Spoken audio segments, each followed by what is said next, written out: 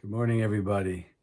Wanted to share something with you about Rosh Hashanah because it's coming up right around the corner. We have to start getting ready. By the way, one of the most important things we can start doing during these days is to prepare ourselves because like anything in life, Rosh Hashanah is an incredibly powerful and potentially life-changing experience, but it's only going to affect us and change us if we prepare for it. It's naive to think that we can go into a Rosh Hashanah experience without any thought and preparation and think that it's going to be some deeply powerful, spiritual, transformative experience. So now is the time to start really thinking about Rosh Hashanah, not the day of Rosh Hashanah. So we know that on Rosh Hashanah, one of the themes and one of the major ideas is that it's a day of judgment. Hashem is judging us on this day. God is looking at us and he's judging our performance based on the potential that he invested in us, based on the achievements and accomplishments throughout the year. And we're being judged, and it's a very, very important moment. I'm going to teach you a little secret, almost a back door, if you will, for Rosh Hashanah.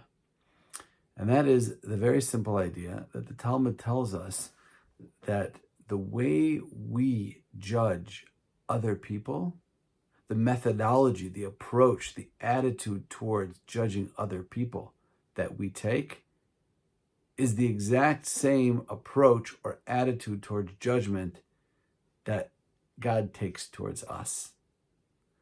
And if you think about it, that's incredibly powerful. Meaning nobody wants to face God's judgment in an absolute sense, where he's looking very precisely and carefully at every single thing we've done and judging it critically and finding fault. That's not what we want for us on Rosh Hashanah. We want Hashem to look at us and cut us some slack and know that I tried and see the good in me and notice what I've done right and not only focus on what I've done wrong, and to give us some leeway and some flexibility. That's what we hope Hashem will do for us. Well, if that's what we want Hashem to do for us, then that's what we have to do towards other people. And the most important people in our lives, of course, our spouse, our children, our parents, our close friends, our colleagues.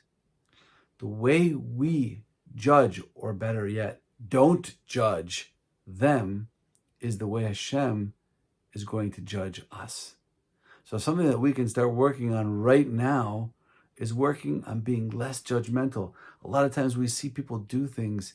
I had a conversation with my family today about something that I saw going on in my community, and I was judgmental about it. And of course, my wife, who has this amazing ability to always help me see things more clearly, said, really, you're going to judge him for that? But what about all the things that we do wrong? Do we want them to judge us on those things? And it's absolutely true. The way we judge another person is how Hashem is going to judge us.